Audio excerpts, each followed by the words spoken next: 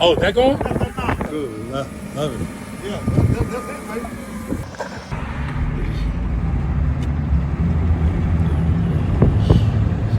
Church.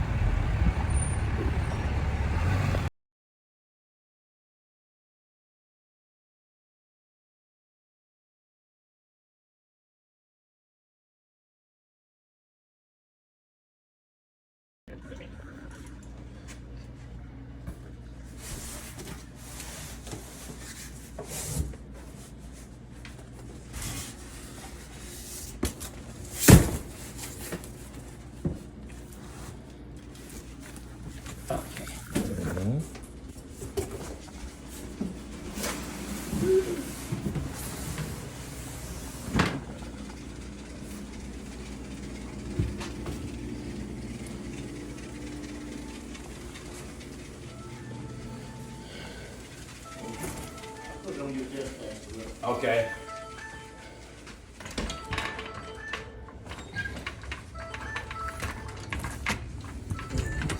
Flip that down so I don't have to worry about trying to. I ain't got my key with me. Take this way. I'll end up putting it in the back seat there.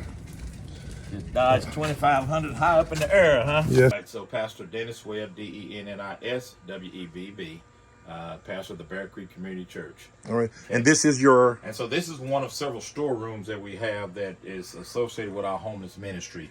So for instance, our church's homeless ministry, there's actually 2 homeless ministries that operates out of this church, but ours, where we go out, these are socks. These are actually sports socks. However, these are some of the best socks you can give a homeless person outside because they come like all the way up here and they're pretty warm. So we've got those. We got regular socks. We got underwear, and this stuff goes pretty fast. We got these blankets that were just donated to us today by the American Black Cross. You know, appreciate that. That's going to really come in handy. Just about that in a minute. There's some walkers that the American Black Cross has donated to us. So, and then we're also just kind of putting some things up. And I'll show you some other storage rooms also.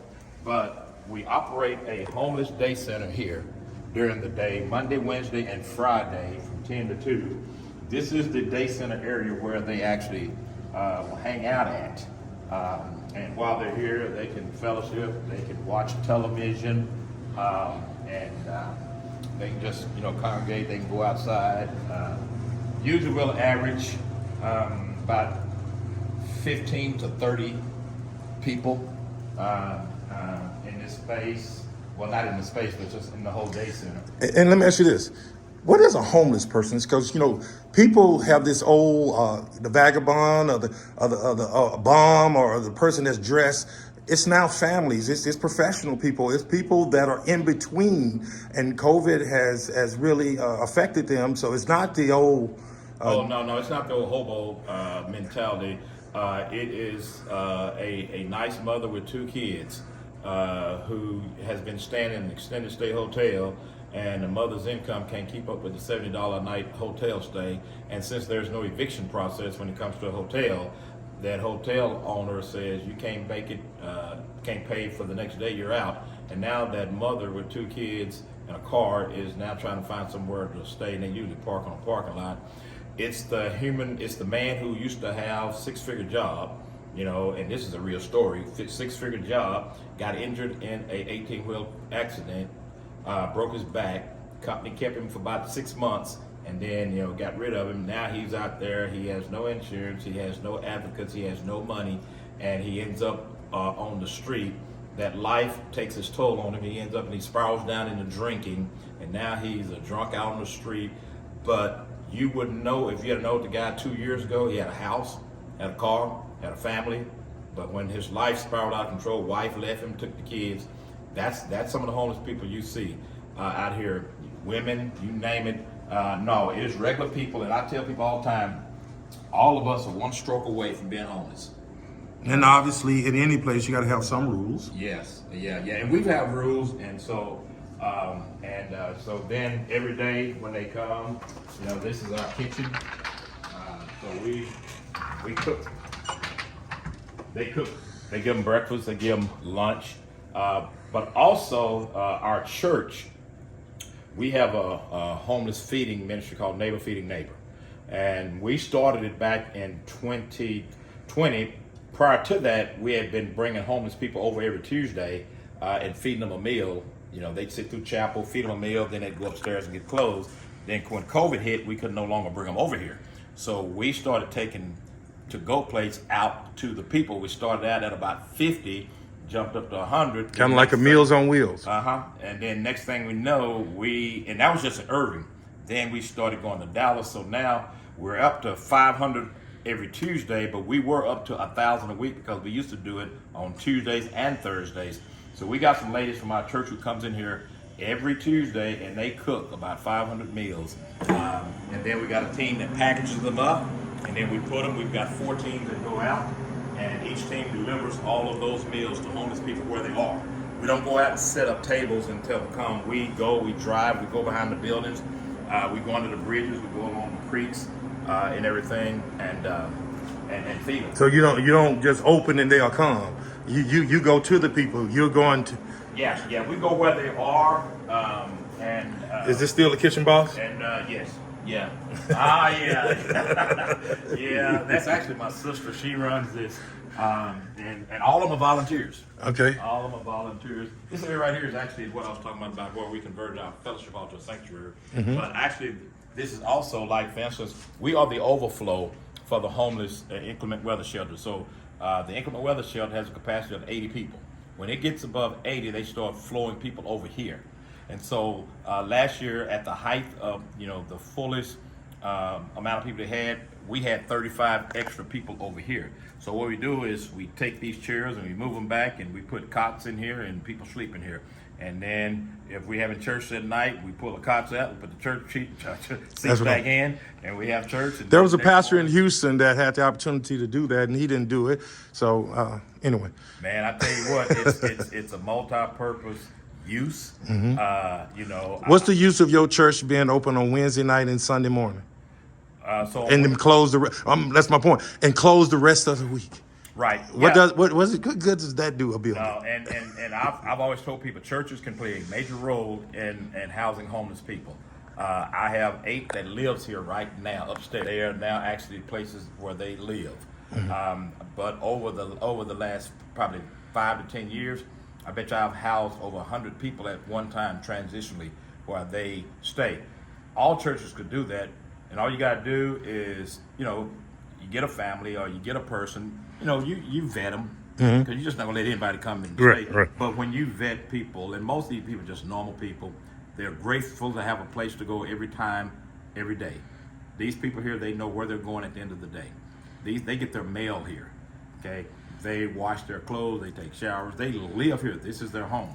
Because sometimes some people just need a mail address to even get a job. So what homeless people need more than anything is housing. However, that don't mean a house. That means a place to be housed. And if a place to be housed is a classroom where you got a bed and you got a couch and you got a TV and you got access to the restroom down the hallway and the showers down the hallway, and that's where you're going to be every single day. People know that's where you are. Then that's all some people need until they can transition out. And churches have a lot of square footage that sits vacant for weeks and weeks and weeks. This building, I'm not bragging, but this building gets used all the time. We're known for that. Not only do we do the homeless ministry here, the Dallas County Juvenile Probation Department uses our facility to meet with the kids that's on probation at MacArthur and Travis. There's like 5 churches that meet here. But back to the homeless ministry. So upstairs, and if you want to kind of walk upstairs real quick, I don't know if the door's open. So what we did was when we opened up the Many Empty Hands Homeless Day Center, we knew we was gonna need showers and laundry room. we've always had a shower up in the administration area, and we've always had a laundry room. If you see these air mattresses, so what happens when they come to the day center, we take these air mattresses, lay them out, and they can sleep. Because one thing that homeless people need to do, they're always tired, because at night they're always on the move. And even if they're sleeping somewhere, they sleep with one eye open, because being out there in the homeless world is dangerous. And so by the time they get here, they finally found a place where they can just stop and rest, not have to worry about anybody coming messing with them, moving them, telling them to move, move on or whatever. And so we got those air mattresses. We got plenty more, but we only take out what we need today. So this is the second story, and excuse the look because it's kind of being renovated. And unfortunately, I don't have a key to this room, but inside this room right here, there is 2 showers and a laundry room setup. That's cool. Showers. Okay, yeah. And then they can get their clothes, they put their clothes in a bag, and we got volunteers who actually wash their clothes for them. And so they can always have clean clothes. They always can, get a shower 3 times a week. And then in this room, so that first room right there on the left, got a gentleman staying there, family stays in here, lady stays in there. This is a clothes closet, and it's locked. And inside here, so I stay. That is such a blessing. Yeah, and so, and this is a chapel. So we have an African church that meets here in that chapel. There'll be about 40 people. But that's kind of how we manage to be able to serve the homeless at the day center here at the church. And again, it's partnerships with other ministries. And I tell people all the time, you don't have to try to do it all yourself. Right. You take everybody's strength, our strength, even though we're a very small church. I probably got, depending on how you take membership roll. Right. Right. We know you can have 1,000 on the roll, but you got those faithful 15 to 20 that show up. Yeah, so we probably got about 150, 200 members. Okay. So we're not a big church. Yes. But we were blessed with a lot of space, and so therefore we have a space. Other people have intact ministries already there, and they come and we partner with them. It's all about partnership. Same way with the inclement weather shelter. Okay, at the inclement weather shelter, even though it's a big shelter, they don't have a kitchen. So we cook breakfast every morning in our commercial kitchen and take it over there to them. And so, of course, this is, we call it a quiet room. So sometimes they'll come in here, it's just a classroom, but they'll come in here and they'll put out mattresses, air mattresses. Utilizing space. Yeah, because, at the end of the day, I'm not into pretty. I'm into functional, And so, some people when they come to church, they want their church to be so pretty looking and all that. Hopefully your wife is both pretty and functional. She's pretty and functional. Been married for 43 years. Trust me. We've been married 30. Yeah. Congratulations. And so, but I tell people, I say, you know what, and the thing that I appreciate about my church members, they all got a heart like mine. They all have accepted the fact that, yeah, we like to have a nice, pretty cathedral-looking building, and but when you got the kind of youth we have here, with all the different people coming in, you got to accept some things. And as you can see, walk through the building, it's about youth with me. Okay, this right here is actually our new sanctuary that we're in the process of building, you're standing right now in the lobby. And so all the way across from that top beam, all the way across, all of this is the main lobby of the church. When you walk in, this is all the lobby. Built like this by design, so that if we want to house homeless people, like overnight to sleep, if we want to set up tables to feed them, whatever, if we need to, we can do it. from that side over is the actual sanctuary. So tell me about the crime demographics in this area. Are you connected? Or are you just a church here and don't really know what's going on around you? What? Well, the demographics in this area, and of course, if you want to talk about the predominant ethnic group, it's going to be Hispanic, okay, in this area. We're pretty much aware of everything in this community. We used to have a community garden at the very back, but we ended up selling the property. But because of the community garden, we had people from the community who would come in, and we had these raised beds, and they would adopt a bed themselves, and they could just come up here. And so we had a lot of elderly who didn't have nothing to do during the day, but they would come out into the garden, and they'd work their raised bed, but then they would get to meet somebody who lives, 4 or 5 houses that away that they didn't know that lived in the same neighborhood. So it's all about using this place as a place to connect with the community. One thing that we used to do, we don't do it as much as we used to, but we used to do door-to-door evangelism. Yeah. We used to actually go and we've knocked on every one of these houses' doors at one point. We don't do it as much anymore because the demographics of our church has changed. And what I mean by that is that a lot of the people who used to do that were more younger people who were very committed. Right. But a lot of them, they bought their first house. They used to live like here in apartments or living there. Bought their first house. Irving is too expensive to live in, so they bought houses over in DeSoto, Duncanville, Corinth, and we kind of lost a lot of them, because and then they had their kids finally grew up to an age where they start getting involved in sports, and now sports is 7 days a week. As opposed to when I grew up, sports was 5 days a week. Right. Or 6 days a week.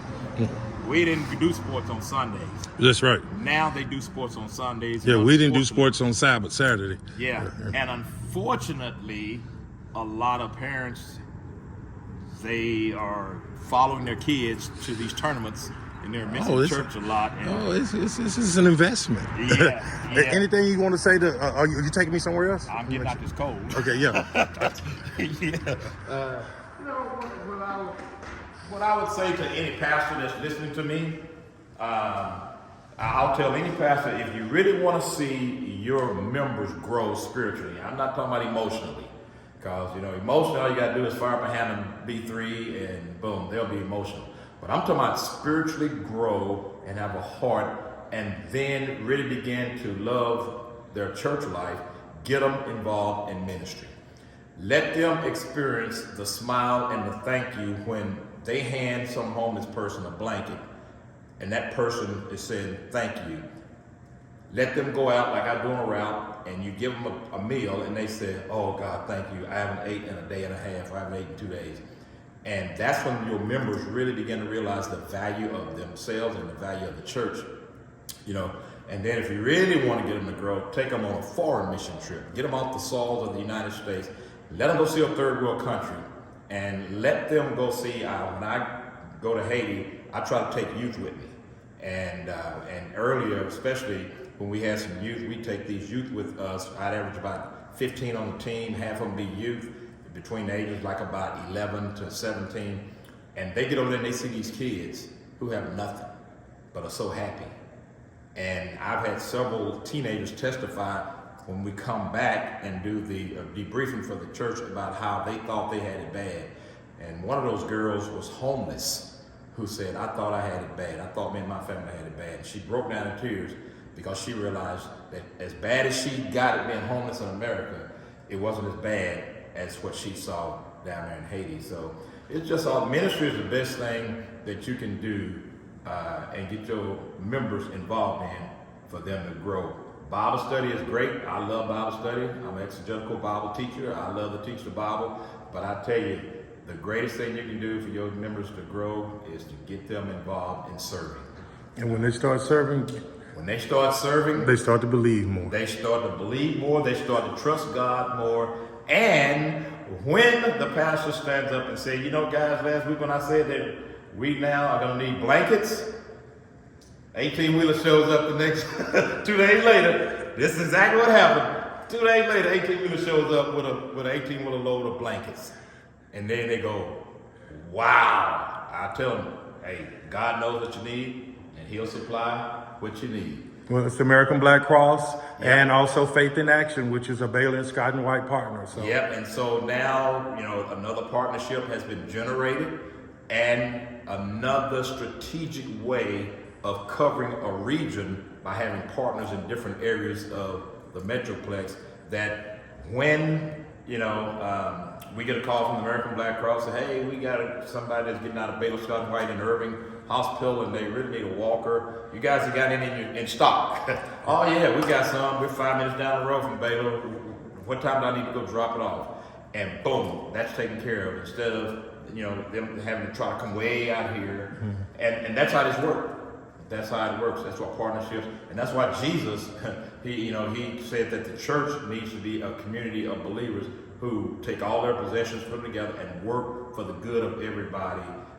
Because no one church, I don't care how large they are, I don't care how big they are, they can't do it all by themselves. all right, thank you, brother. All right. God bless you. Yeah.